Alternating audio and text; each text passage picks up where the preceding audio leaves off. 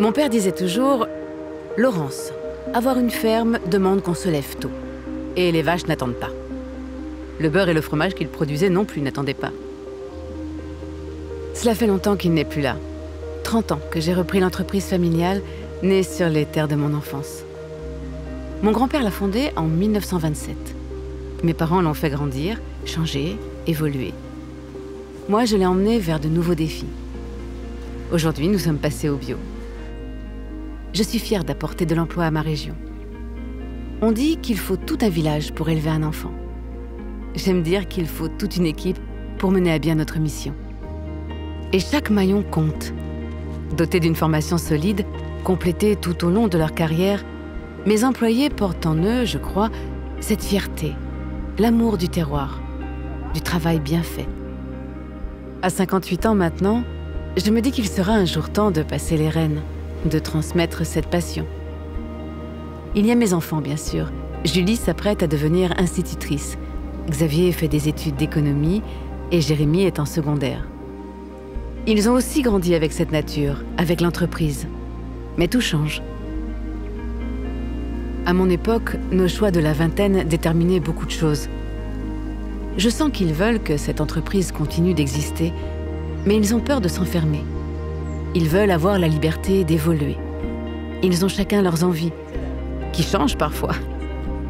Je voudrais leur offrir un avenir, un héritage, mais aussi leur laisser la liberté d'exister ailleurs, si la vie les y emmène. Je pense à Gérard aussi.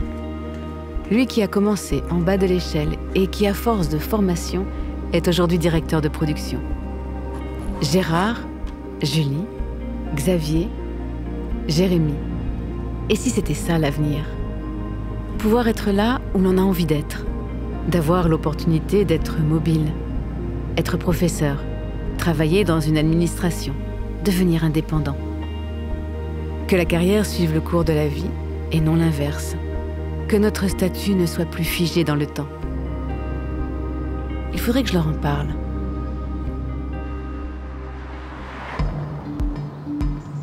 Sam, 35 ans. Bonjour. Comment est-ce que je vais leur expliquer ça à mes élèves? La citoyenneté dans le cœur de la Wallonie. La Grèce antique, d'où tout commence? Ou maintenant, où tout continue? Un exercice de décision collective, peut-être? On peut dire ce qu'on veut. Tant qu'on n'y a pas participé, on ne sait pas ce que c'est. Ils vont voir comment c'est facile de se mettre d'accord. Le vote, le gouvernement, les décisions, les compromis, les accords, les niveaux de pouvoir. Parfois, même moi, je m'y perds. Et pourquoi pas un cours de cuisine pour parler de notre lasagne institutionnelle? Je m'égare. Et si je leur parle des élections? C'est important. Dans un an, ils voteront pour ce en quoi ils croient, pour éviter ce en quoi ils ne croient pas. Faire une croix au bon endroit, l'endroit dont ils rêvent, les faire participer à l'envers du décor. Un décor qui prend en compte leur réalité sociale, économique, environnementale. Un environnement favorable à la participation citoyenne. Des structures simplifiées. On pourrait jouer à un jeu vidéo ou un jeu de rôle. Chacun un personnage. Toi, tu es l'État. Toi, la région. Toi, un ministre. Toi, opérateur privé. Toi, travailleur indépendant. Bon, il y en a qui seront plus contents que d'autres. Mais oui, c'est bien ça. Explorer par l'expérience. Prendre conscience, participer, responsabiliser, co-construire.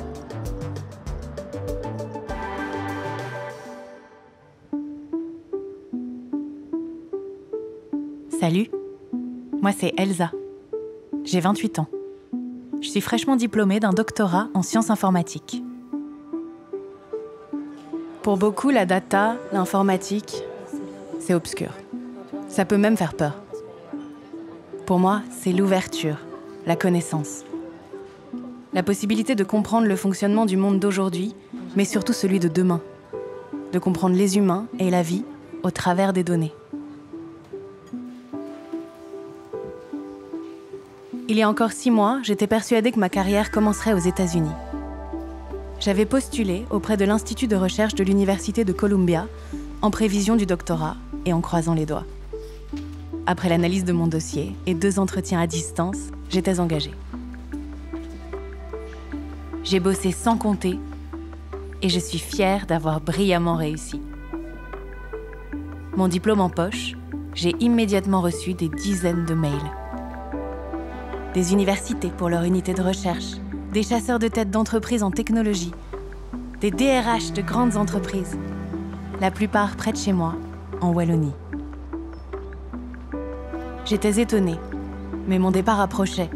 Je m'en réjouissais. Et puis j'avais prévenu tout le monde, ma famille, mes amis et mon copain. Je préparais ma fête de départ quand j'ai reçu cet appel. Bonjour, je suis le directeur général d'une des plus grosses entreprises aéronautiques à l'international, dont le siège est dans la région. Je vous appelle parce qu'on a un très gros projet. Réunir un maximum d'entreprises du secteur en un même endroit.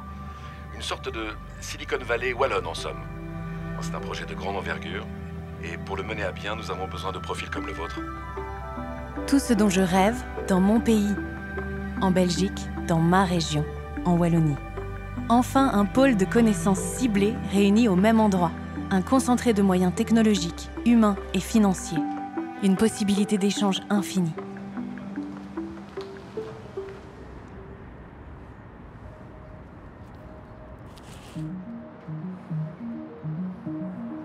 Je m'appelle Lucas, j'ai 17 ans. Je vous cache pas qu'honnêtement, j'aurais préféré naître 20 ans avant. Enfin, je sais pas.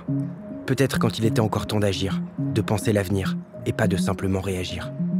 Je roule sur les terrils, et je pense à mon grand-père, un Italien qui a travaillé dans les mines. Il arrêtait pas d'en parler. Moi, je suis arrivé sans rien. J'ai travaillé dur pour construire la société. On était fiers, tu sais. Ouais, ok, papy. En vrai, ça nous rapproche. Il a vécu les années d'or de la Wallonie. Moi, je travaille à les retrouver. Je construis, je répare, je crée. Je prends l'existant et je le fais durer encore.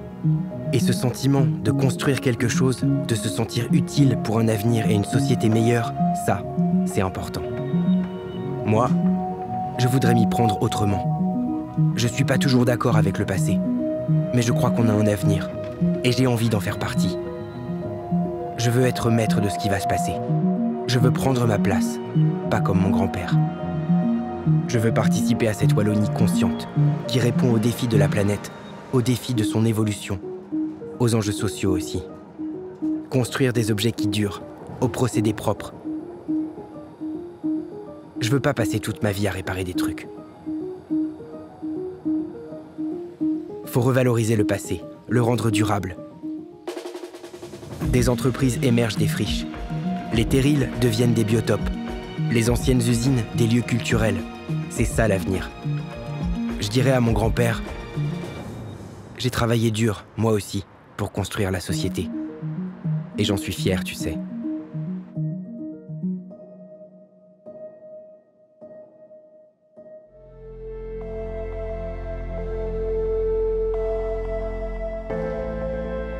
Mettre en œuvre Odyssée, c'est avoir d'ici 20 à 30 ans une Wallonie où les enfants et les petits-enfants de Laurence suivront des filières d'excellence, quel que soit leur choix et la mixité de leur carrière.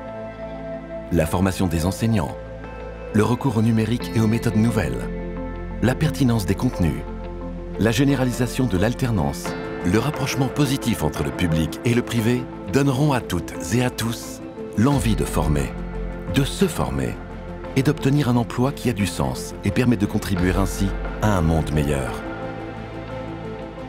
Mettre en œuvre Odyssée, c'est avoir d'ici 20 à 30 ans une Wallonie où le service public sera fort et stratège, où public et privé seront associés pour le bien de notre région, où les institutions seront lisibles et l'état de nos finances nous aura donné les moyens de prendre davantage notre destin en main, où Sam, confiant en l'avenir, poursuivra son métier d'enseignant au sein des structures qui le soutiennent. Mettre en œuvre Odyssée, c'est avoir d'ici 20 à 30 ans une Wallonie où la Silicon Valley wallonne d'Elsa aura évolué, innové et réalisé ses ambitions. Où la jeune génération aura repris le flambeau et collaboré à l'un des plus grands centres de recherche européens. Mettre en œuvre Odyssée, c'est avoir d'ici 20 à 30 ans une Wallonie neutre en carbone, où l'économie circulaire sera devenue la règle, où, au centre d'une Europe autonome, la Wallonie aura retrouvé sa prospérité durablement, Une Wallonie où Lucas sera à la tête d'une société à son image, fière d'appliquer les objectifs de développement durable et forte d'une belle diversité. Une Wallonie où la pénurie de métiers ne sera plus. Une Wallonie dont Lucas parlera à son fils, comme lui en parlait son grand-père. Nous vous invitons à l'engagement et à l'action.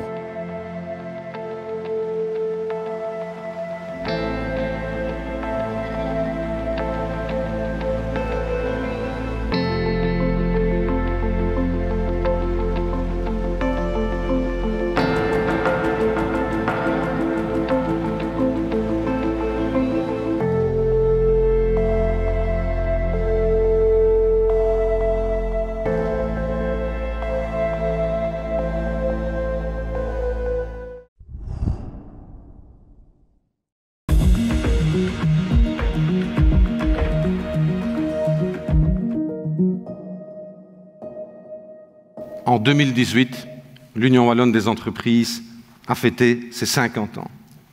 À l'occasion de cet anniversaire, nous nous sommes dit comment profiter de cet anniversaire pour laisser une trace. Et nous avons eu envie de nous projeter dans le futur. Et c'est à ce moment-là que nous avons lancé l'idée de ce projet Odyssée 2068. L'Union wallonne née en 68, 50 ans, on se projette 50 ans plus tard. Et ce que nous avons voulu, c'est tracer le chemin vers un avenir souhaitable, une voie idéale pour la Wallonie. Nous avons voulu rassembler des experts et des acteurs afin de dessiner ensemble la Wallonie de demain. Je dois dire que je suis ravi d'avoir découvert cette initiative que tu as lancée. À l'époque, je pense, l'idée était venue à l'époque de Yves Prêtre. J'ai créé la mise sur les fonds baptismaux. J'ai pu voir à quel point cette dynamique était puissante et vivante. Absolument. Nous avons voulu embrasser un maximum de domaines et de thématiques. Et tous nos participants ont réussi à dégager ensemble 4 buts ultimes qui vont permettre de dégager cette vision de la Wallonie du futur. Une région qui fédère, une région innovante, une région qui respecte et qui protège son environnement et ses ressources naturelles. Et surtout, ce que nous avons voulu faire, c'est nous demander comment les entreprises allaient pouvoir jouer un rôle dans ces évolutions souhaitées et souhaitables. Et ces 4 ans de travaux jusqu'à présent, nous avons été un peu freinés évidemment par la crise de la Covid, ont réuni 800 participants au cours d'une 50aine d'ateliers. Alors, est-ce que tu as un mot avec lequel tu voudrais synthétiser tout ça ? Pour la Wallonie, pour le futur de la Wallonie? Oui, et on a trouvé un mot qui rime avec le nom de notre région. Harmonie. L'harmonie, c'est le respect, c'est l'équilibre, c'est la confiance mutuelle, c'est l'inclusion, c'est la diversité, c'est la qualité de vie, c'est le bien-être. Bref, en un mot, c'est la sérénité. Tout ce dont nous avons tous besoin, en ces temps de crise certainement, mais pour un futur aussi long que possible. Que changer aujourd'hui pour avoir un avenir enthousiasmant? Je vous propose de garder cette question en tête pendant toute la soirée. Merci.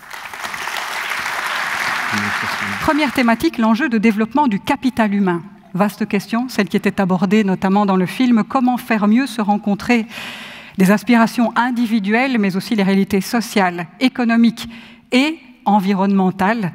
On parlait dans le film tout à l'heure d'avoir une vie qui soit harmonieuse avec la carrière et pas le contraire, et pas une vie au service exclusivement de la carrière. Comme entrée en matière sur ce premier thème, un autre point de vue d'un autre entrepreneur, une jeune entrepreneuse plus précisément. Bonjour, alors moi c'est Alison van der Plan, je suis la CEO de Chaussures Manier Luxus, qui est une entreprise familiale wallonne. Pour moi, il est important de revoir le programme de formation pour les adapter aux besoins actuels et futurs des entreprises wallonnes. Il faut plus de synergie entre les formations et les entreprises parce que c'est ensemble qu'on peut définir les besoins d'aujourd'hui et de demain. Les entreprises doivent d'une part attirer des talents et donc montrer concrètement en quoi va consister leur métier, et aussi faire évoluer les employés tout au long de leur carrière et donc former aussi en continu avec l'évolution soit voilà, du métier, soit carrément changer de filiale parce que pour l'épanouissement de chacun, il y a parfois des changements à faire. Pour moi, la Wallonie idéale en 2068, c'est une Wallonie compétitive au sein de la Belgique et aussi en Europe. Et c'est une Wallonie où tous les citoyens sont épanouis dans leur métier. Une Wallonie où tous les citoyens sont épanouis dans leur métier, un métier qui probablement évolue, bouge en fonction des envies personnelles, mais en fonction aussi inévitablement des changements prévisibles ou imprévisibles que nous allons tous être amenés à rencontrer. Christelle Marc, vous travaillez, vous œuvrez à l'esprit d'entreprise. Vous avez constitué à Beaurain, à l'école où vous enseignez, une sorte de forum où les étudiants sont entraînés dans l'esprit d'entreprise et c'est une activité que vous menez en permanence. C'est quelque chose que vous voyez ça au quotidien avec vos étudiants. Donner confiance, c'est fondamental. Oui, effectivement, je pense que c'est important pour nous en tant que profs de pouvoir montrer aux élèves qu'ils disposent d'énormément de capacités en eux. Et une manière de les exercer, en classe, on peut le faire. On peut un peu le faire en donnant cours. Mais je pense que quand on va sur le terrain avec eux, quand on les fait agir que ce soit des forums comme j'organise ou d'autres sorties, etc., ils se rendent compte de toutes les capacités dont ils disposent et ils se rendent compte qu'ils sont capables d'entreprendre. Et c'est vraiment ça, parce que moi, derrière tout ça, c'est vraiment leur montrer qu'il y a une autre voie possible. On peut tous, oui, travailler soit dans le secteur public, privé, etc., mais on peut aussi créer soi-même son métier.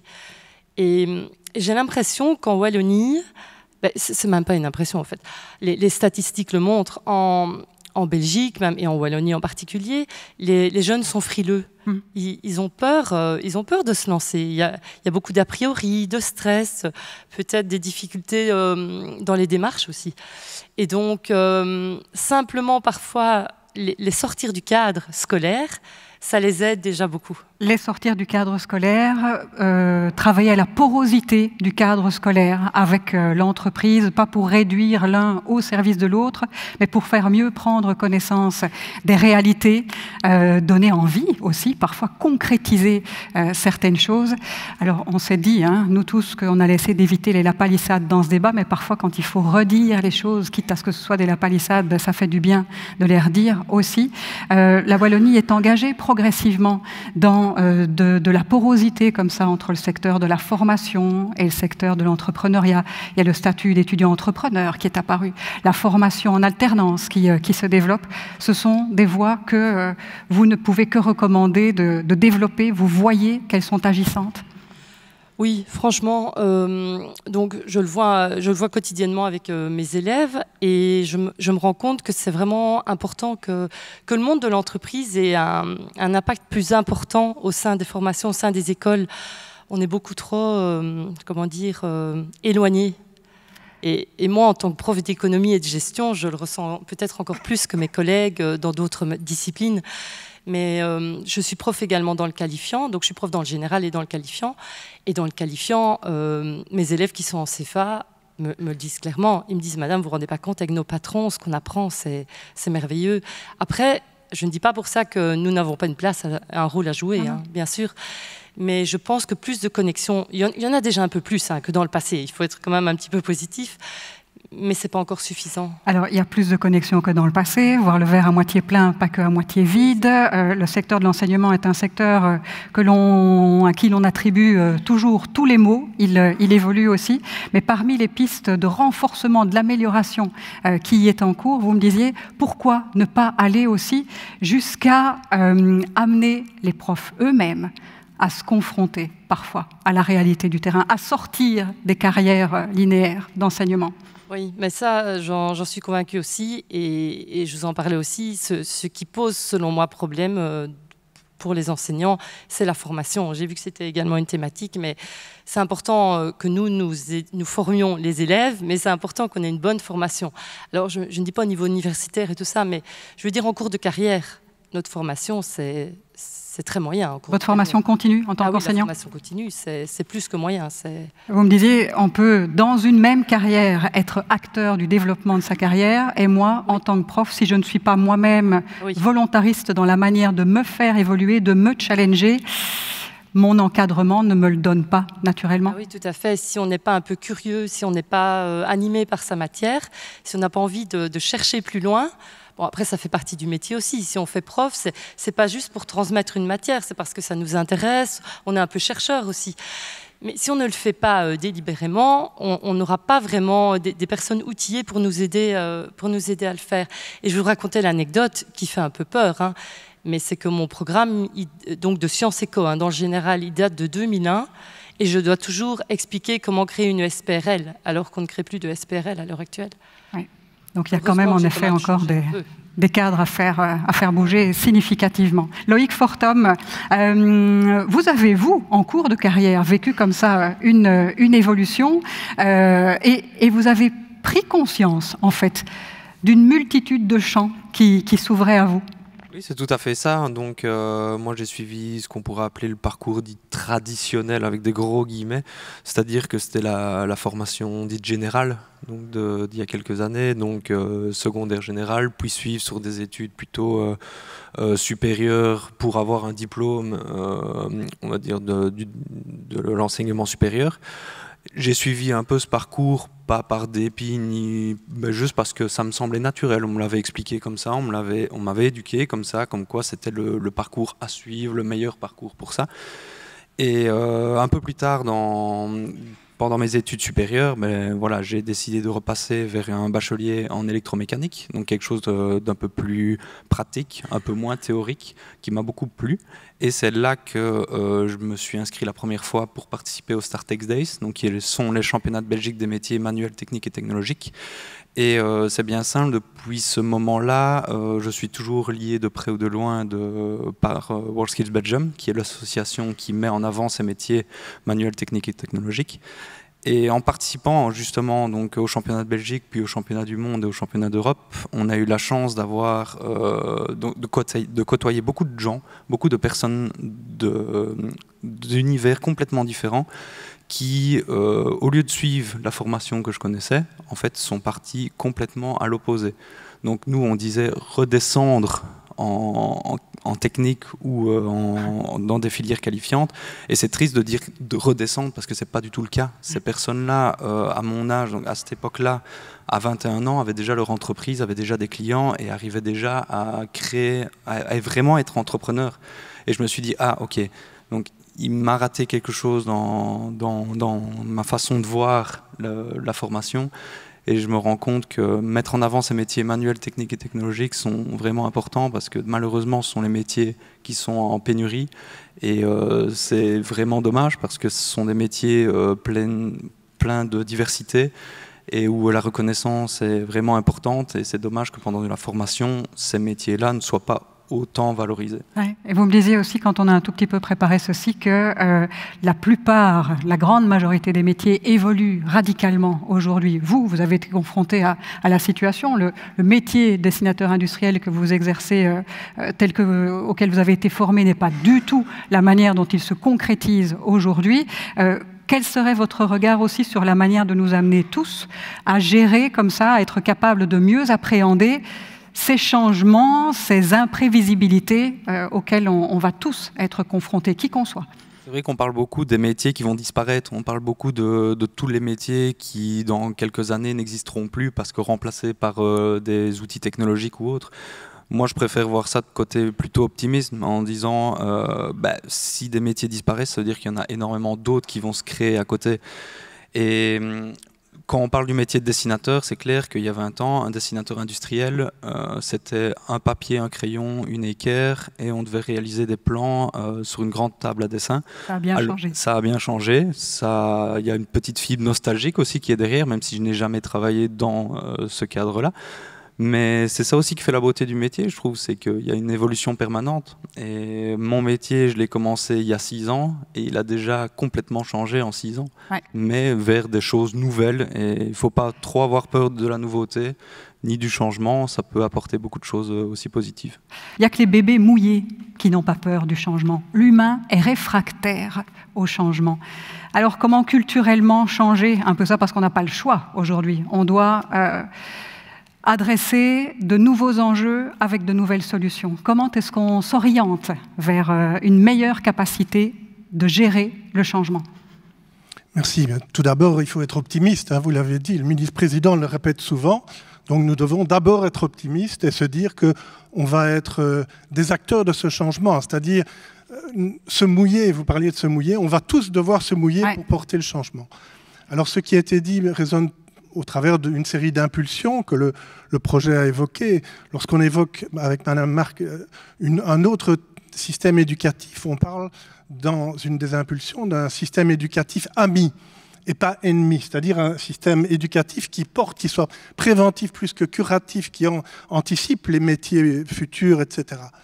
Un système éducatif aussi qui abatte, c'est une autre impulsion, finalement les murs qu'il y a entre ce système de triangulation qui sont les formations avec leurs institutions d'un côté, l'éducation avec leurs institutions, les entreprises qui ont autre chose à faire, de façon à abattre ces murs et aller davantage dans une intégration dans un projet wallon commun et pas être dispersé. Il y a des initiatives qui ont été prises dans ce domaine-là et qui sont très importantes. Et aussi, Madame Marc l'a évoqué, le fait de pouvoir faire en sorte que la mobilité soit plus grande entre les métiers. C'est-à-dire qu'un professeur puisse, par son statut, être aussi chef d'entreprise une partie de son temps, alors qu'on sait que c'est tellement difficile de faire plusieurs choses, et qu'après, ils ne se disent pas « Oh là là, pour ma pension, comment ça va se faire ?» C'est un chantier énorme, mais c'est un chantier qui est inscrit comme une impulsion dans Odyssée. Parce que les 10 minutes que nous nous étions autorisées sont déjà écoulées, mais il y a néanmoins une autre question, Philippe de Stadt, que je voudrais vous poser pour terminer ce sujet. Quand on dit qu'il est nécessaire de mieux faire se rencontrer les aspirations personnelles et les enjeux économiques, aujourd'hui, pour de plus en plus de citoyens, les enjeux économiques n'ont plus de sens. Le travail finit par ne plus avoir de sens. La valeur que notre modèle économique a considérée, a pris l'habitude de créer, ne fait plus sens. Ce sont les phénomènes de grandes démissions, hein, grandes ou petites, que l'on voit fleurir un peu partout. S'il s'agit aujourd'hui de toujours mieux concilier ambition personnelle et enjeux économiques, enjeux entrepreneuriaux, est-ce que le monde économique, le monde de l'entreprise ne doit pas lui aussi se poser la question de savoir quel est son sens pour faire en sorte que le capital humain s'y retrouve et que l'un et l'autre se nourrissent? On ne doit pas interroger aussi ce qui fait sens pour le capital humain? Je crois qu'on a eu une partie des réponses tout à l'heure. Un projet comme celui-ci n'est pas de dire on va augmenter la compétitivité, on va augmenter l'attractivité. Non, et de dire on va développer une société qui est une société harmonieuse. Donc pour moi, le pas, il est franchi de la part du monde de l'entreprise en disant, et il ne l'a pas franchi tout seul, ça a été rappelé, il l'a franchi avec toute une série de partenaires. La société que nous voulons est une société qui fait sens. On dit même faire société dans la vision. Et donc, ce n'est pas la méchante entreprise qui est là pour exploiter le travailleur, même si ce discours, il existe encore parfois, on le lit quotidiennement, mais c'est l'entreprise qui est un lieu d'intégration dans la société et pour laquelle il y a un rôle important à jouer pour l'éducation. Et ça, c'est le premier point des impulsions, c'est développer un esprit critique chez les individus, leur faire donner du sens, une vraie citoyenneté et un vrai civisme. Et si vous arrivez à faire tout ça, eh bien vous rendez le sens non seulement à la société, mais aux individus eux-mêmes. Mais dites-moi, Magali, vous vouliez insister, vous, sur cette absolue nécessité d'une égalité dans les mises en compétence de chacun?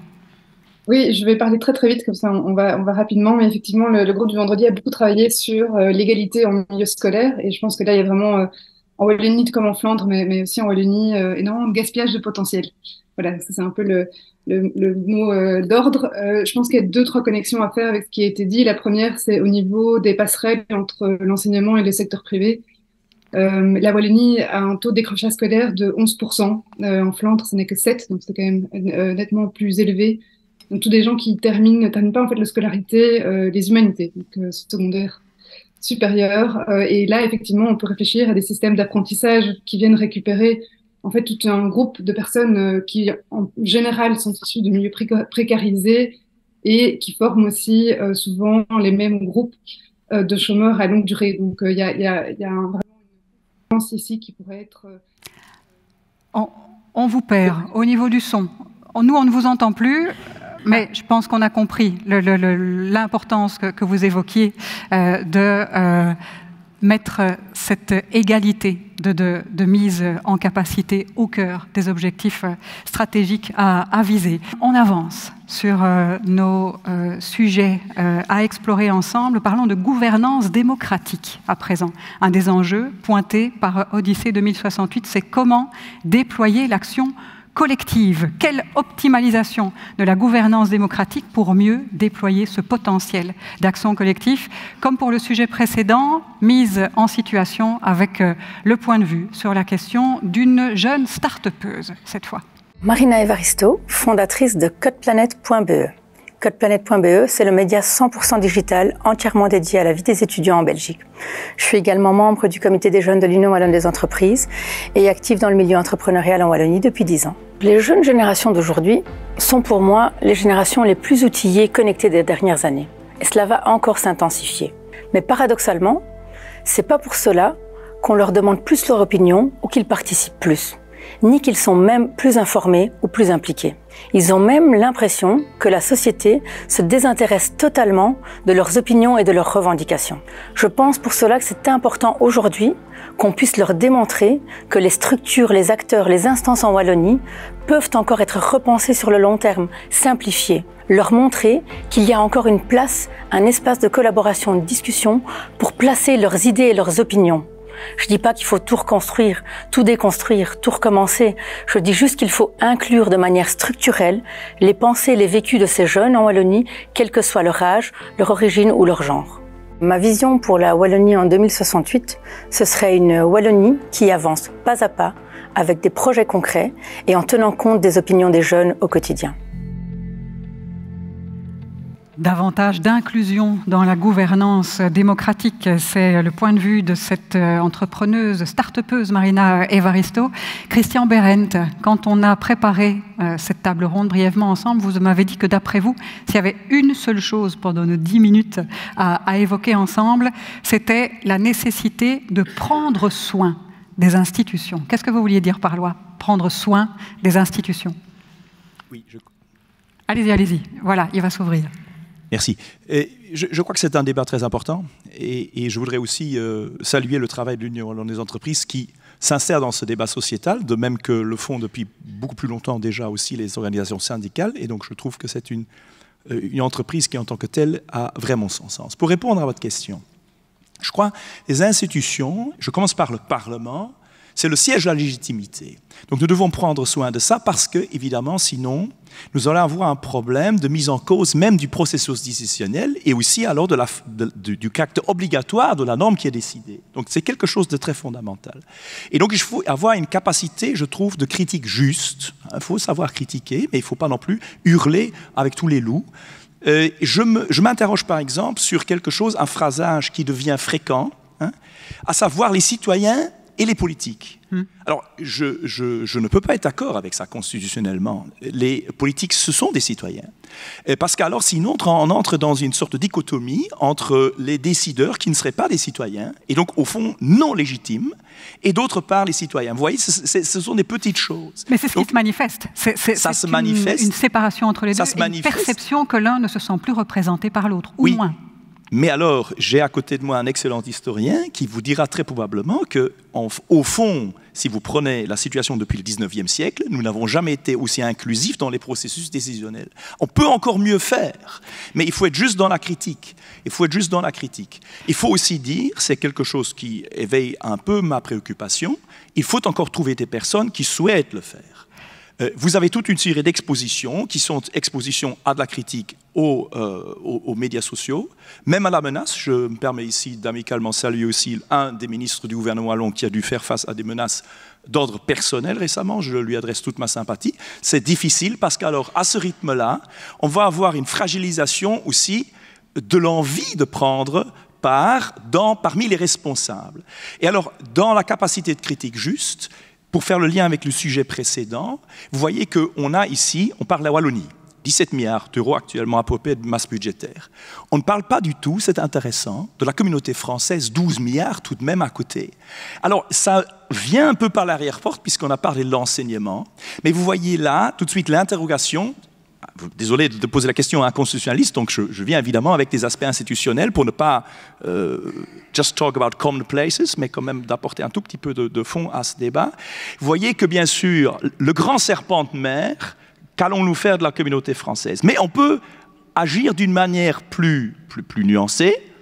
Par exemple, on peut envisager de faire des titularisations ministérielles communes, c'est-à-dire que de dire, ça c'est une question purement politique, on conviendrait que pour être ministre à la communauté française, on ne désignerait que des personnes qui sont par ailleurs ministres déjà en région wallonne, et bien sûr, il faut une représentation bruxelloise, et là, on ferait la même chose. Si bien que vous auriez là déjà une plus grande fluidité, donc je critique juste, hein, c'est-à-dire, voilà, je ne dis pas que les deux gouvernements ne travaillent pas bien, je ne dis pas du tout ça, mais on pourrait encore mieux faire si on avait une titularisation sans même entrer dans le débat du serpent de mer. Hein. On peut entrer là-dedans, mais pas aujourd'hui. C'est pas soirée serpent de mer, mais déjà, vous voyez, pragmatiquement, il y a déjà des choses qu'on peut, à mon sens, faire. Vous m'avez dit aussi prendre soin des institutions, et on ne va pas revenir sur les exemples qui nous avaient fait évoquer cette réflexion. C'est d'abord la gouvernance juste, la gouvernance correcte. C'est d'abord la justesse, notamment dans la gestion des moyens financiers. C'est l'irréprochabilité au niveau de la gouvernance. Mais en même temps, quand il y a des couacs dans la gouvernance et que ces couacs sont mis au jour, il s'agit, tout en montrant de façon critique, en dénonçant de façon critique ce qui ne va pas, il s'agit de le faire d'une façon suffisamment mesurée pour montrer dans ce qui ne va pas ce qui aurait pu aller bien quand même. Ne pas jeter le bébé avec l'eau du bain, en fait. C'est un dossier très récent d'errance et de mauvaises décisions dans la gouvernance sur lequel nous nous étions basés pour ce propos-là. Vous nous disiez, quand on soulève des problèmes de gouvernance, il faut prendre garde à les soulever d'une manière mesurée et en tout cas de montrer aussi ce qui pourrait aller et ce qui va dans la gouvernance, sans quoi on liquide les institutions, et c'est highway to hell, vous m'avez dit. Oui, et ça c'est très vrai. Si vous prenez un dossier très récent, que le public connaît bien, c'est le dossier des dépenses, par exemple, au Parlement wallon. Et sans entrer dans le débat, la critique peut être émise, hein. Mais alors, ce qui m'intéresse surtout aussi, c'est la capacité de rebondir. Il semble qu'une réflexion est maintenant en cours pour dorénavant soumettre toute une série de dépenses du Parlement, notamment un contrôle à la Cour des comptes. C'est une très bonne chose. Je ne vais pas me prononcer plus en avant là-dessus, puisque j'ai appris entre notre coup de téléphone préparatif et ce soir que probablement je siégerai au Conseil d'État dans le dossier qui serait amené à examiner ce texte. Et donc en effet, vous comprendrez que je ne peux pas dire davantage de cela. Mais vous voyez que je trouve en tant que tel, hein, je n'ai pas vu le projet, mais en tant que tel, c'est sûrement une bonne chose. Voilà. Et par rapport au dossier en question, vous me disiez aussi qu'il s'agissait de ne pas y montrer que ce qui n'avait pas fonctionné, mais de montrer aussi le bien fondé de la démarche à la base, en fait, même si elle a mal évolué. Magali Van Coppenol, une gouvernance démocratique optimale, vous souhaitiez insister sur le fait que c'est aussi une administration, un service public optimale. Et l'idée n'est pas ici de tirer à boulet rouge sur l'administration, sur le service public. Ce serait plutôt, au contraire, de souligner, comme le groupe du vendredi dont vous faites partie l'a évoqué dans une étude qui a été publiée, de souligner la nécessité de renforcer l'administration. J'espère que vous m'entendez. On vous entend. Le problème de son a été réglé. Oui, je pense que sur le côté démocratique, il y a une réflexion beaucoup plus large à faire et le groupe a beaucoup travaillé sur pas mal d'initiatives qui se prennent en Belgique parce que c'est un terrain d'expérimentation fertile, la Belgique, dont la Wallonie, au niveau du renouveau démocratique. Donc ça, je pense qu'on peut être fier de ça. Sur l'administration, oui, on a tous besoin d'une administration forte. Je pense que l'administration est souvent synonyme du mot obstacle. Ça ne devrait pas l'être et l'administration a tout son rôle à jouer dans une région qui veut avancer, donc ça doit être un acteur de changement. Malheureusement, aujourd'hui, l'administration belge n'est pas vraiment cet acteur de changement et sur beaucoup de points n'est pas aussi performante et optimale qu'est-ce qu'elle pourrait l'être, et c'est le cas pour la Wallonie aussi. Et quels sont les axes de travail pour davantage de performance? Non, d'axes de travail, je ne vais pas vous lire les 30 recommandations parce que ça n'avait pas de temps avec le temps.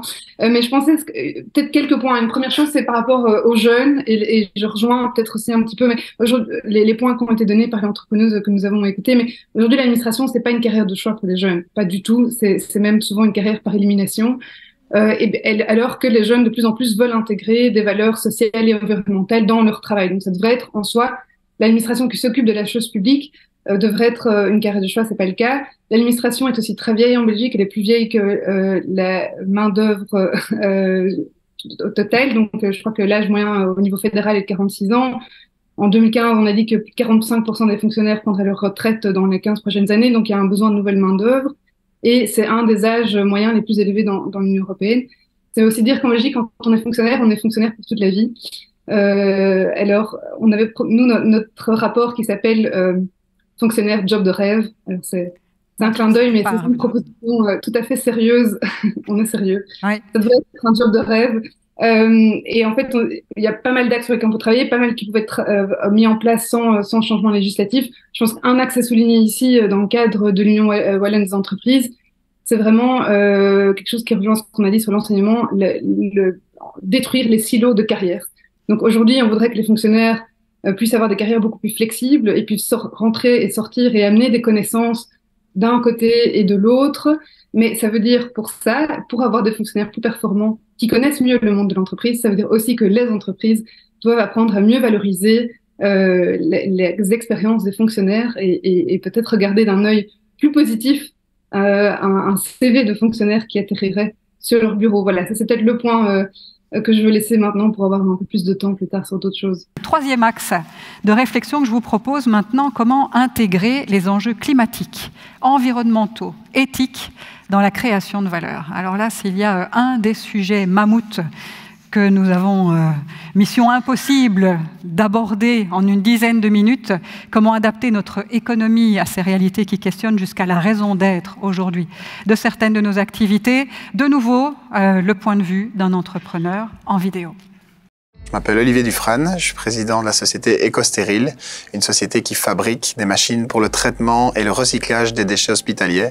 Nous fabriquons ces machines donc à Mons, en Wallonie, et nous exportons dans 65 pays aux 4 coins du monde.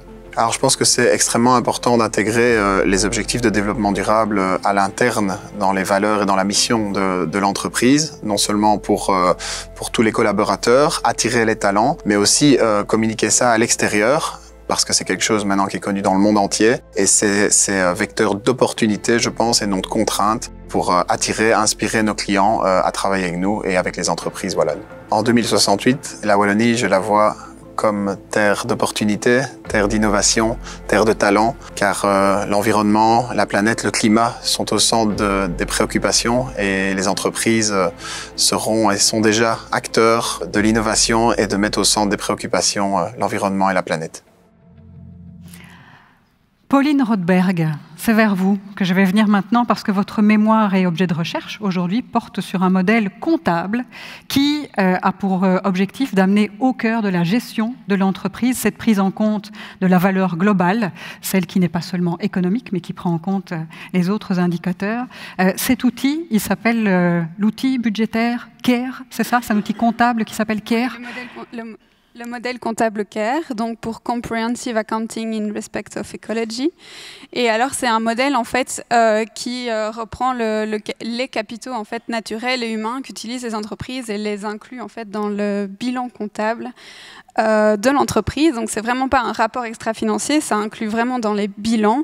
Alors, comme des passifs, comme des dettes en fait qu'il va falloir honorer parce qu'on a utilisé ces capitaux. Et vous étiez frappé quand vous avez été amené à découvrir et à travailler sur cet outil comptable, de son efficacité, de son côté concret, et vous étiez étonné aussi de voir à quel point il est difficile de l'implémenter dans les entreprises, même celles qui sont séduites par ce projet-là.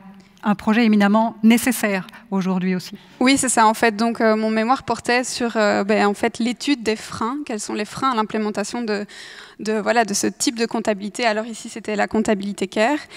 Et donc, c'était surprenant de voir qu'en fait, les freins qui ressortaient sont des freins quand on étudie les innovations, en fait, que ce soit des innovations environnementales ou pas, mais ce sont des freins communs, en fait, entre la comptabilité environnementale et les autres innovations. Ouais, on est en train de mordre sur le sujet de l'innovation qu'on interrogera tout à l'heure. Ce qu'il montre aussi, cet outil comptable CARE, c'est qu'à tout niveau, pas seulement de gouvernance stratégique, mais aussi simplement au niveau de la gestion de l'entreprise, il y a des outils aujourd'hui qui permettent d'intégrer ces manières nouvelles de mesurer la valeur créée. Ça aussi, ça vous avait étonné, votre mémoire d'ailleurs pointait le rôle des comptables dans la transition, rôle parfois insoupçonné. C'est ça. Donc le deuxième titre de mon mémoire, c'était les comptables, acteurs insoupçonnés de la transition.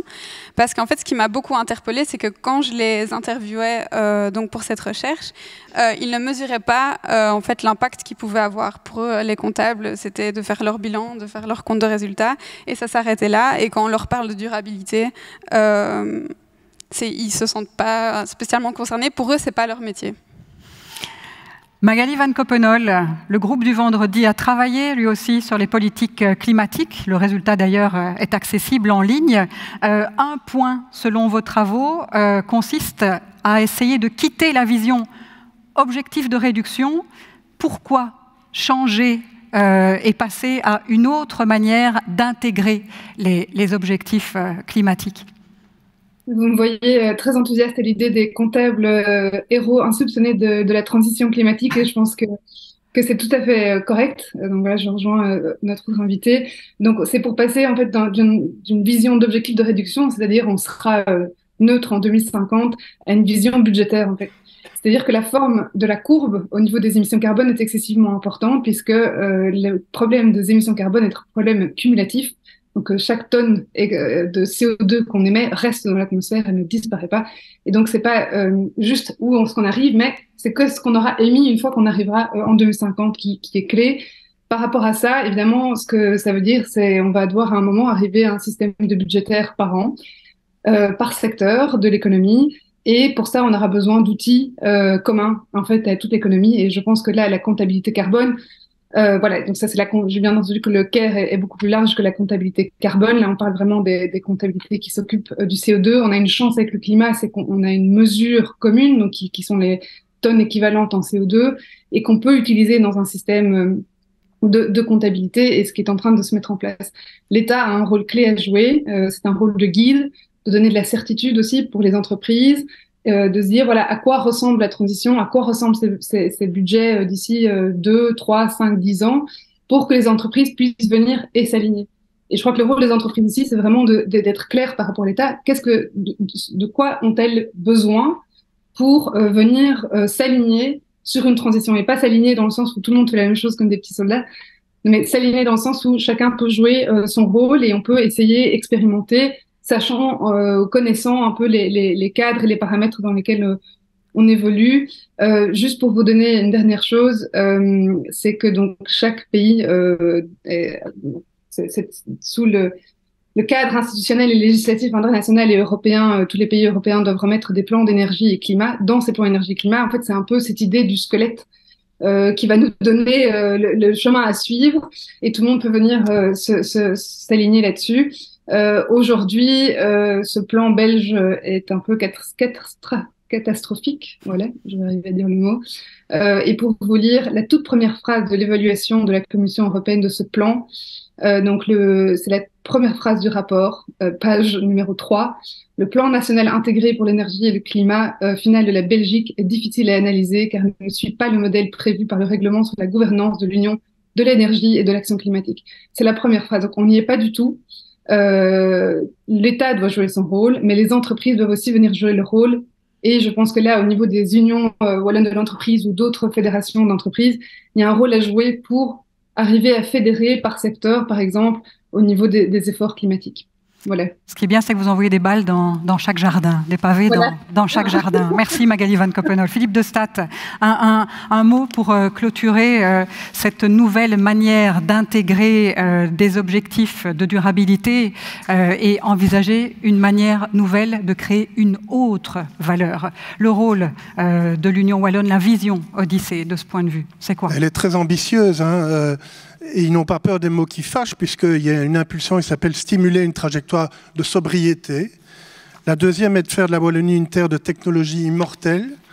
Hein, donc là, on est vraiment dans le recyclage et la circularité. Et puis, placer les entreprises au centre des réponses aux changements climatiques et environnementaux. Donc, elles prennent ce rôle-là, elles l'ouvrent évidemment à toute la société avec ambition. Alors, je pense qu'elles sont vraiment au rendez-vous. Est-ce qu'elles déclarent être capables, les entreprises, de prendre ce rôle-là, ou comme on l'a vu, il est difficile de passer de la déclaration à la concrétisation? Mais écoutez, moi, tout à l'heure, enfin, ce matin, j'ai relu la vision. Et comme il y avait un décalage entre le temps de la vision, ça a été évoqué par Pascal Van der Run tout à l'heure, à cause de tout ce qu'on a connu, eh bien, dans la vision, il est indiqué qu'à partir dès 2021, ces efforts seront faits d'intégrer les externalités à l'intérieur. Et je me suis dit, c'est marrant, dès 2021, on est en 2022, mais je pense que les entreprises, depuis 2021, se sont, en tout cas beaucoup d'entre elles, attelées, et avec la dynamique des ODD, attelées à cette démarche-là. Donc pour moi, on est déjà dans cette mise en œuvre, ce qui est évidemment très important. On parle de disruptif. Il y a une des phrases qui me reste, elle vient de Samuel Salens, un des membres de l'équipe, qui dit en Wallonie, finalement, mettre en œuvre ce que l'on annonce, c'est déjà être disruptif. Et je pense qu'on est dans cette logique-là. Mais nous sommes sans doute tous wallons de ce point de vue-là. Et donc, Magali, tout à l'heure, jetait une balle dans un camp, une balle dans un autre. Jetons nos propres balles dans nos propres camps. Nous sommes tous wallons. Et donc, travaillons chacun à être à la hauteur de ce à quoi nous nous engageons. Dernier axe de réflexion pour cette soirée, un axe innovation et investissement précisément. Comment atteindre les fameuses masses critiques en recherche et développement et leur valorisation industrielle. Là aussi, le point de vue d'un entrepreneur sur la question. Bonjour à tous, je m'appelle Axel Boitel, je dirige la société Gantrex, qui est un petit groupe international de 400 personnes, leader mondial dans son marché de niche, présent dans 20 pays dans le monde et qui est basé à Nivelles, dans le Brabant wallon. L'innovation, c'est très important. L'innovation, c'est ce que l'on fait aujourd'hui pour préparer demain. Innover, c'est avant toute chose anticiper. Et anticiper dans le monde dans lequel on vit actuellement, c'est absolument crucial. Pour une région comme la Wallonie et dans un monde aussi hautement globalisé, il est absolument indispensable de continuer à investir massivement dans l'innovation, de manière à pouvoir développer et à mettre sur le marché toute une série de produits et de services à très haute valeur ajoutée. Parce que je pense que la très haute valeur ajoutée, c'est l'avenir de la Wallonie, c'est ce qui nous permettra de nous démarquer, de garder une longueur d'avance et de rester maître de notre destin. En 2068, je vois une Wallonie forte, une Wallonie dont nos enfants pourront être fiers. Je vois une Wallonie qui aura su faire face aux différents défis auxquels elle aura été confrontée. Je vois une Wallonie qui aura su se réinventer. Je vois une Wallonie prospère, où chacun aura un rôle à jouer et où chacun aura une véritable chance de s'épanouir. En tout cas, de l'ambition et de l'envie pour cette Wallonie, il y en a. Philippe de Staat, parce qu'on est loin dans le timing, une question. Comment optimaliser aujourd'hui? Vous parlez de longue date d'une université wallonne qui agrège de manière collective des priorités d'innovation, des ressources d'innovation ou de recherche. C'est le moyen d'optimaliser enfin notre capacité d'atteindre des masses critiques en recherche et développement. C'est travailler ensemble. Mais comment passer là aussi du déclaratif à la concrétisation? Mais dans Odyssée, on évoque ce qui est une continuation des efforts de convergence qui existent déjà entre les universités, entre les centres de recherche, entre les entreprises. Donc il y a des pôles de compétitivité, il y a toute une série de choses. Et il y a deux étapes que l'on évoque.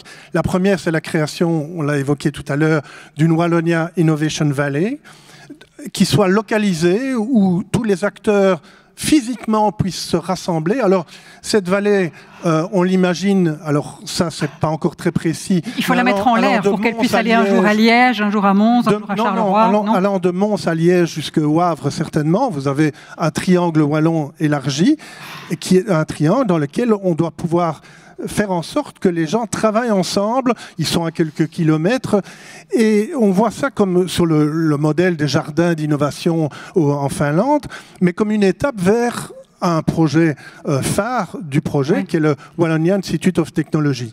Où à ce moment-là, comme vous l'évoquez, on est dans une logique d'intégration des entreprises avec les pôles de compétitivité, avec les centres de recherche, avec les universités, avec le FNRS, et surtout un apport budgétaire très très important, majeur, qui fait en sorte que ce qui vient d'être évoqué ne soit pas un rêve, c'est-à-dire être capable de mettre 1 milliard par an sur la table pour le faire. Et on va chercher où ces moyens-là?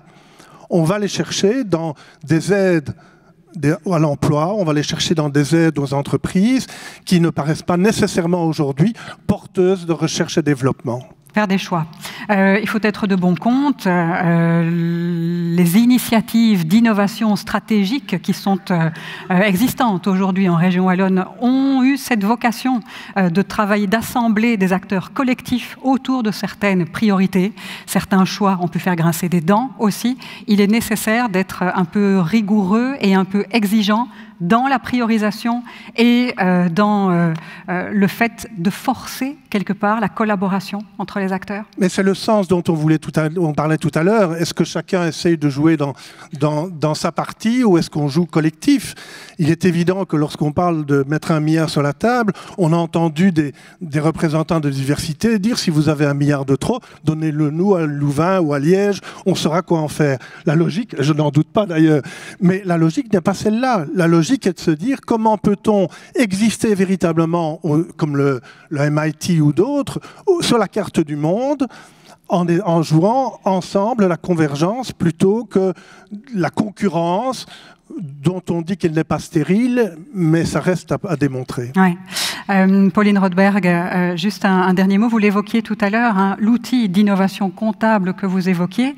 Il y a une grande difficulté pour les entreprises qui le connaissent et qui voudraient l'implémenter. Il y a une grande difficulté à vraiment l'implémenter parce que c'est un outil d'innovation qui, au premier stade de son implémentation, coûte plus qu'il ne rapporte. C'est emblématique de l'innovation souvent. Il y a une manière de soutenir la prise de risque qui doit être indispensable, soutenir certaines choses et pas d'autres qui pourraient ne pas être soutenues. Ce sont encore une fois des choix à faire. C'est un frein crucial que vous avez identifié, ça? Oui, donc ici, dans les freins que j'ai identifiés, en effet, il était les entreprises en fait qui avaient envie de se lancer, qui sont souvent les plus petites entreprises et qui étaient motivées, manquaient en fait de ressources en interne, de ressources financières et de ressources en termes de capital humain, d'experts qui pouvaient les aider. Et alors en plus de ça, vu que c'est un modèle comptable qui vient sur le long terme et qu'on a tendance à avoir une vision sur le court terme, il est vrai que dès qu'elles font quelque chose de bien, elles ont envie de le communiquer directement. Or, les premiers résultats, en fait, ne sont pas toujours positifs. Il faut attendre un peu de temps pour que ça vienne. Et donc, elles plaidaient pour avoir un soutien de la part des institutions publiques et politiques, pour en tout cas que ce soit valorisé et reconnu. À propos de soutien, Philippe Destat, et ce sera peut-être un des derniers éléments évoqués avec vous, vous me disiez aussi, les entreprises doivent aussi faire leur travail à un moment d'investissement et pas toujours de solliciter du financement. C'est toute la logique d'Odyssée, si je l'ai bien compris. C'est pas d'interpeller le gouvernement en disant « Regardez, on a un nouveau programme, vous devez le mettre en œuvre ». C'est de dire « Nous, les entreprises, plus nos partenaires, on a cité les syndicats, on a cité les universités, etc., nous sommes de votre côté pour avancer ensemble sur une série d'éléments disruptifs à un horizon de 20 ans ou 30 ans. » Donc c'est être partie prenante et pas se demander des comptes l'un l'autre. Ça, je pense que c'est le modèle ancien. Christian Behrendt, vous disiez tout à l'heure, on n'a pas le choix, il faut être critique et constructif. C'est un des mots de la fin, finalement, de ces propos. je ne puis qu'abonder. Et pourtant, vous n'allez pas me lâcher comme ça parce que je vais vous demander à chacun, juste pour clôturer ceci, quelle serait, si vous aviez, c'est la question qui était posée à l'Assemblée tout à l'heure, si vous aviez à énoncer une priorité pour une vision d'avenir, pour une Wallonie harmonieuse, laquelle serait-ce, vous, chacun d'entre vous? Je vous laisse réfléchir. Loïc Fortom, je suis sûre que vous avez déjà une idée. Oui, en effet, c'est un petit peu faire confiance aux jeunes dans tous les reportages qu'on a vus des personnages qu'on a vus présentés tout à l'heure. Il y avait le personnage, je pense, qui s'appelait Lucas, qui, je ne sais pas si c'est vraiment une vraie personne, mais en tout cas, j'en suis certain qu'il y a vraiment une personne derrière qui doit se retrouver. Il y a Moi, des en tout cas, Lucas. je me suis... Voilà, merci Lucas. et moi, il m'a personnellement ému et je me suis dit, tiens, si on arrivait à inculquer cet état d'esprit à la plupart des jeunes, on dit souvent, il y a tous les clichés sur les jeunes, hein, ils sont tout le temps sur leur téléphone, ils sont tout le temps en train de jouer, ils sont jamais en train de regarder pour leur avenir, mais je suis certain du contraire. Si on arrivait à inculquer cette notion d'avenir, cette notion de réflexion qu'on n'a pas nécessairement dans notre formation actuelle, où on est très cloisonné dans des cours qui durent autant de minutes, etc. On n'a pas vraiment cette notion de réflexion. Les jeunes, on a l'impression qu'on les cadre, alors que justement, essayer de les faire partir dans tous les sens, essayer de voir s'ils ne peuvent pas proposer des choses et peut-être les laisser proposer des choses et voir jusqu'où ça peut donner. Peut-être qu'on peut créer des vocations et créer justement l'innovation qu'on recherche, notamment en Wallonie. Créer des esprits critiques et constructifs. Vous aviez le mot de la fin, Christian Behrendt. Madame Marc. Oui, moi je rejoins vraiment Loïc dans ses propos et je pense que c'est vrai qu'il faut faire confiance aux élèves et aux jeunes, mais encore plus aussi valoriser tous les métiers.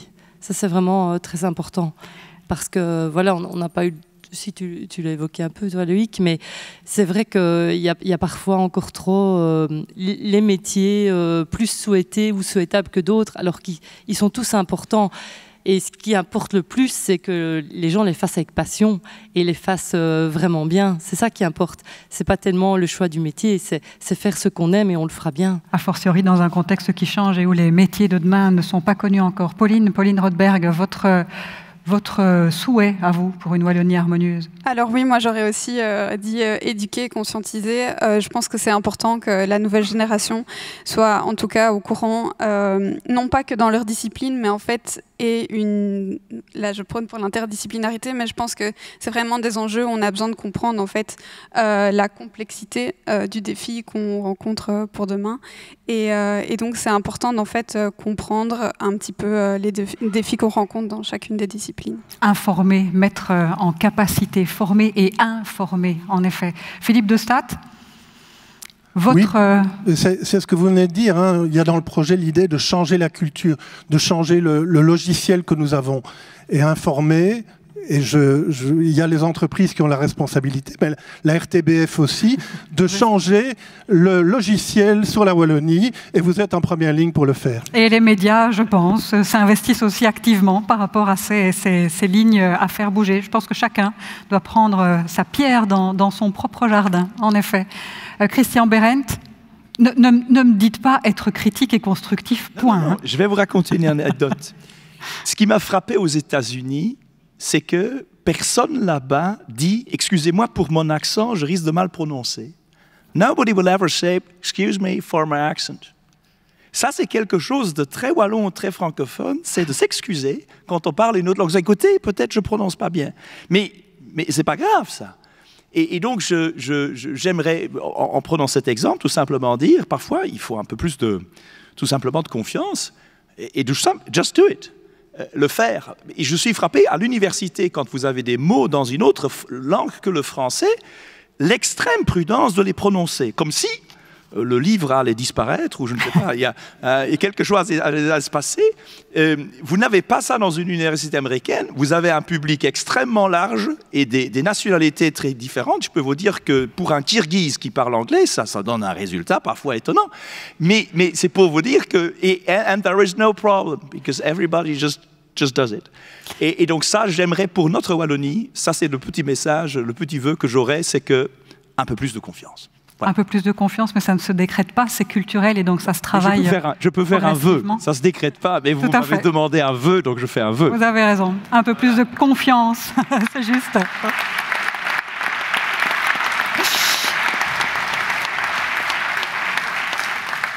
Peut-être Magali Van Coppenole, si vous êtes encore avec nous, votre regard à vous, votre vœu pour une Wallonie d'avenir. Je ne sais pas si elle est encore là.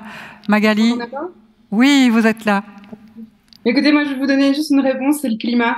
Et les raisons pour ça, c'est que, de un, ce sont des jeunes qui mènent ce combat. Voilà. Ce sont des jeunes qui mènent le combat climatique. C'est aussi le climat, je pense, qui va nous mener à des métiers d'avenir. Fondamentalement, je pense que ça vient aussi questionner la manière dont on fait les choses et l'essence de nos outils et de la manière dont on conçoit les choses, que ce soit d'intégrer les changements climatiques dans la comptabilité privée ou publique. Et aussi, je pense que ça va venir questionner fondamentalement la gouvernance au niveau belge et la fragmentation de l'action et la fragmentation des pouvoirs qui empêchent l'action, qui est une des caractéristiques de la gouvernance belge.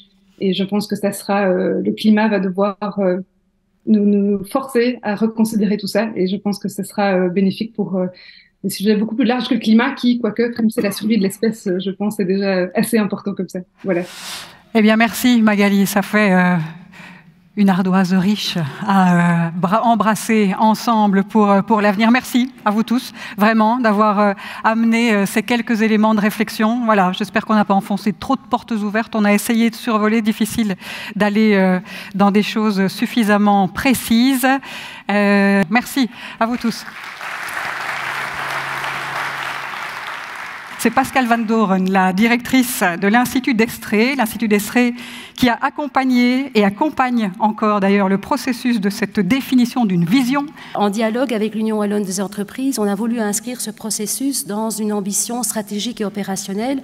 Et donc, à l'initiative de la sphère entrepreneuriale, en l'occurrence l'Union wallonne des entreprises avec ses différents membres et partenaires, on a eu l'occasion de mettre en exergue, d'appliquer la prospective de façon opérationnelle dans les différentes étapes que vous voyez là sur la dia, de la partie prospective qui va de l'élaboration d'un diagnostic, l'identification des enjeux de long terme, l'élaboration d'une vision commune pour ensuite passer vers la dynamique d'élaboration de stratégies, d'axes, comme on l'a vu, on l'a déjà évoqué, et on reviendra sur ces axes stratégiques, d'action, de mise en œuvre dès demain. Et aussi un point important, dont on a moins parlé dans le processus, mais sur lequel on portera une très grande attention, c'est de préparer tout un dispositif pour pouvoir analyser l'impact de ce qui sera lancé et aussi d'évaluer, de suivi et ex post les différents aspects. Alors un point important, une particularité d'Odyssée, le socle d'Odyssée, c'est d'être parti dès le départ, on l'a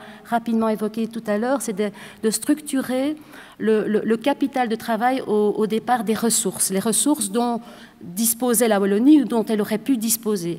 Et donc, il y a eu toute une réflexion, notamment autour du groupe de pilotage, d'identifier quelles seraient les différentes ressources avec lesquelles on pourrait travailler, avec lesquelles on pourrait analyser les différentes évolutions que ces différentes ressources pouvaient porter en elles. Et donc, vous voyez sur la boussole les 13 thématiques qui vont effectivement des questions d'économie, de gouvernance, de territoire, de finances publiques, de modèles économiques, d'énergie, etc. Donc 13 thématiques qui ont été identifiées. Et ce qu'il faut comprendre comme le concept de ressources ici dans l'exercice d'Odyssée, mais de façon générale, c'est vraiment les moyens de la transition, les moyens du redressement, du développement à partir de ressources matérielles, qu'elles soient naturelles, énergétiques, économiques, technologiques, mais également des ressources plus immatérielles comme la gouvernance, l'éducation ou la santé. On a pu identifier des éléments clés qui ont marqué les trajectoires passées 50 ans derrière, les trajectoires futures 50 ans devant, toujours la référence, on va dire, aux 50 ans de l'Union wallonne des entreprises, et des bifurcations clés en termes d'actions prises et non prises. Ça a été important de pouvoir entendre les différents acteurs, tant dans le passé que dans le futur, de se dire, mais voilà, on aurait pu faire cela, on ne l'a pas fait, mais on pourra aussi rebondir sur des éléments qu'on aurait pu activer dans le passé, qu'on n'a pas fait, et voilà. Donc tout ce travail a été fait de façon collective dans le cadre de ces groupes de travail qui, je dirais, ont rassemblé en général 15 à 20 acteurs et parfois plus sur certaines thématiques. Ces groupes de travail prospectifs ont également travaillé sur le concept de wildcards. Alors, c'est quoi des wildcards? Ce sont des surprises majeures, des événements inattendus, peu probables, mais s'ils arrivent, peuvent avoir un impact très important. On a parlé tout à l'heure d'anticipation, vous comprendrez comment ce point, je dirais, d'identifier des événements importants tant dans le passé que dans le futur ont été importants. Alors, l'identification de ces évolutions sont évidemment importantes, mais ce qui est probablement le plus important, c'est de voir en fonction de ces évolutions futures comment le système d'acteurs se met je dirais, en mesure de pouvoir réagir et comment il réagit. Et donc, tout ce travail sur le travail des bifurcations, donc ces 13 navettes qui se sont rencontrées 2 fois, a permis de formuler 105 enjeux de long terme sur les différentes thématiques couvertes par les 13 ressources que l'on a pour une logique, on va dire, de lisibilité et d'appropriation regroupée en 6 macro-enjeux. Et donc, sur base de ces différents enjeux, donc on en revient au processus dont j'ai parlé tout à l'heure. Un groupe dédié a élaboré une vision commune. Alors, qui était membre de ce groupe de travail, de ce séminaire? Le groupe de pilotage d'Odyssée, ainsi que les différents pilotes des navettes. Et elle a constitué une étape charnière entre, on en a parlé tout à l'heure, la phase prospective et la phase stratégique. On a d'abord relancé toute une batterie de webinaires stratégiques qui ont été assez dynamiques, qui avaient pour objectif de faire des propositions d'actions à court, moyen et long terme.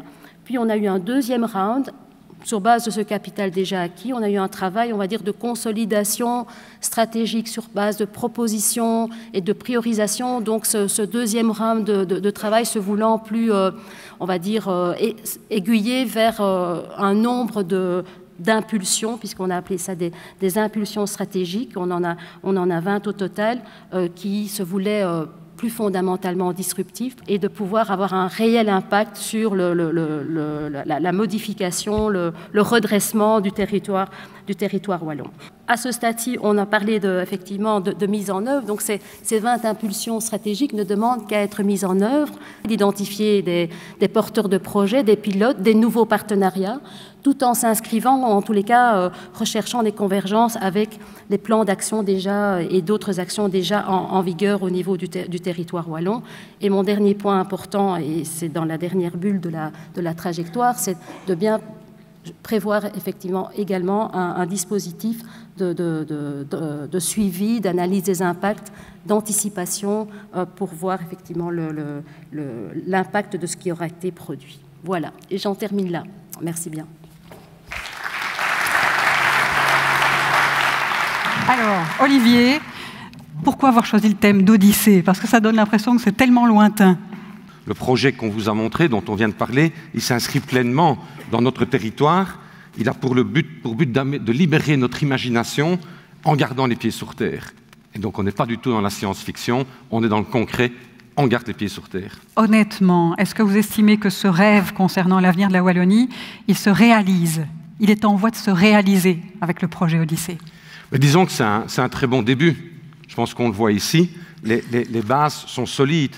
Et on a dégagé par rapport à ce rêve que j'avais, comme disait Pierre tout à l'heure, quand on a imaginé cette Odyssée, ce projet de prospective, on a défini des trajectoires qui vont probablement permettre d'atteindre la Wallonie idéale dont je rêve.